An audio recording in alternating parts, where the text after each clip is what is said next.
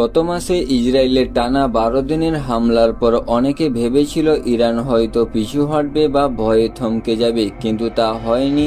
ছাই থেকে যেন নতুন আগুনে স্ফুলিঙ্গের মতো ইরানের সামনে এনেছে কাসেদ, একটি হাইব্রিড রকেট যা উপগ্রহ উৎক্ষেপণের উদ্দেশ্যে তৈরি হলেও আসল আলোড়ন তুলেছেন বৈশ্বিক ভূ রাজনীতিতে। বাইরে থেকে দেখলে এটিকে একটি সাধারণ প্রযুক্তিগত পরীক্ষা বলা যেতে পারে, কিন্তু বাস্তবে এটি ইরানের পক্ষ থেকে বিশ্বকে দেওয়া এক স্পষ্ট বার্তা। আমরা কেবল টিকে আছি না, বরং প্রস্তুত এবং আরও শক্তিশালী হয়ে উঠছি। এই রকেট কোনো সাধারণ যন্ত্র নয়, এতে কঠিন ও তরল জ্বালানির এমন সমন্বয় রয়েছে যা ভবিষ্যতে সহজেই আন্তঃমহাদেশীয় ব্যালিস্টিক ক্ষেপণাস্ত্রের রূপ নিতে পারে। অর্থাৎ যদি আগামীকাল আমেরিকা বা ইসরায়েলে আবারও যুদ্ধের আগুন জ্বালানোর চেষ্টা করে, ইরান শুধু প্রতিবাদ নয়, প্রয়োজনে 5000 কিলোমিটার দূর থেকে জবাব দিতে পারবে।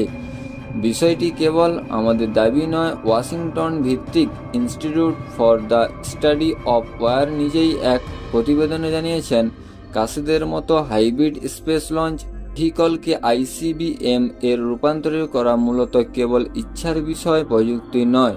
ইরানি সরকার যদিও এটিকে কেবল একটি প্রযুক্তিগত পরীক্ষা হিসাবে বর্ণনা করেছে, নতুন সিস্টেম যাচাই ও স্যাটেলাইট সক্ষমতা বাড়ানোর উদ্দেশ্যে, কিন্তু প্রশ্ন থেকে যায় এমন অস্থির সময়ে যখন পশ্চিমা এশিয়া যুদ্ধের আগুনে জ্বলছে, তখন কি সত্যি এটি নিছক একটি পরীক্ষা? ইসরায়েলের সাম্প্রতিক হামলার পরপরই রকেট উৎক্ষেপণ করা কি কাকতালীয়?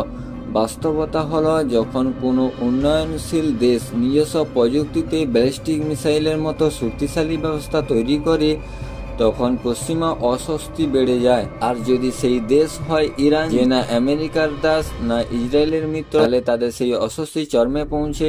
2020 সালে কাসেদ রকেট দিয়ে প্রথম সামরিক উপগ্রহ উৎক্ষেপণের পরপরই আমেরিকা সতর্ক করেছিল যে ইরান স্পেস প্রোগ্রামের আড়ালে ক্ষেপণাস্ত্র প্রযুক্তি গড়ে তুলছে। কিন্তু সেই সতর্কবার্তার ফল কি হয়েছিল? ঠিক যেমন সবসময় হয়, অপেক্ষা। আর আজ ইরান আবার নতুন সাফল্যের পথে।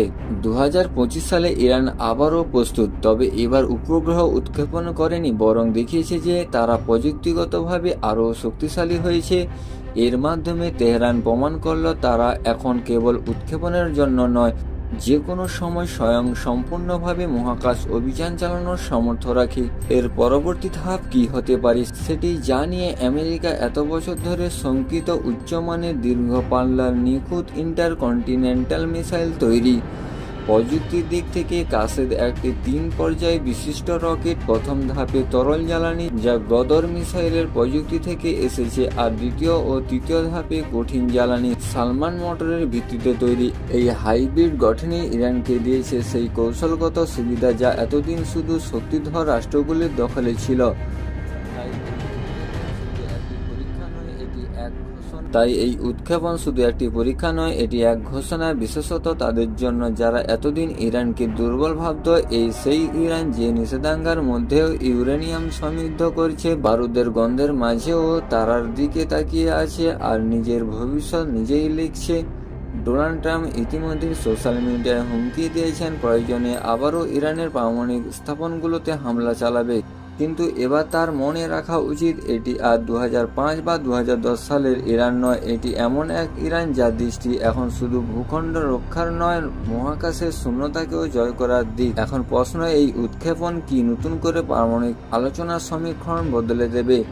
আমেরিকা কি এটিকে অজুহাত বানিয়ে আবারও ইরানের ক্ষেপণাস্ত্র কর্মসূচির বিরুদ্ধে যাবে? হতে পারে, কিন্তু তেহরানের উত্তর প্রস্তুত। যখন ইসরায়েল আমেরিকার কাছ থেকে প্রতিটি প্রতিরক্ষা ব্যবস্থা নেয়, তখন আমরা কেন নিজের হাতে তৈরি করব না? পশ্চিমাদের জন্য এটাই সবচেয়ে বড় অস্বস্তির কারণ। একটি মুসলিম দেশ নিজেদের বিজ্ঞানী ও প্রযুক্তি দিয়ে বিশ্বকে চমকে দিচ্ছে, আর আজ আবারও ইরান তাদের অস্বস্তিতে ফেলেছে এই রকেট উৎক্ষেপণের মাধ্যমে। যদিও এটিকে উপগ্রহ পরীক্ষা বলা হচ্ছে, ইরানি কৌশলবিদদের চোখে এটি এক স্পষ্ট সংকেত, যুদ্ধের ভাষা আর শুধু বন্দুক ও কামান নয়, প্রযুক্তি ও মহাকাশ জয়ের মধ্যে লুকিয়ে থাকতে পারে। ভিডিওটি যদি ভালো লেগে থাকে, লাইক, শেয়ার, কমেন্ট করতে ভুলবেন না এবং চ্যানেলটি সাবস্ক্রাইব করে পাশে থাকবেন। এই পর্যন্ত ভিডিওটি দেখার জন্য ধন্যবাদ।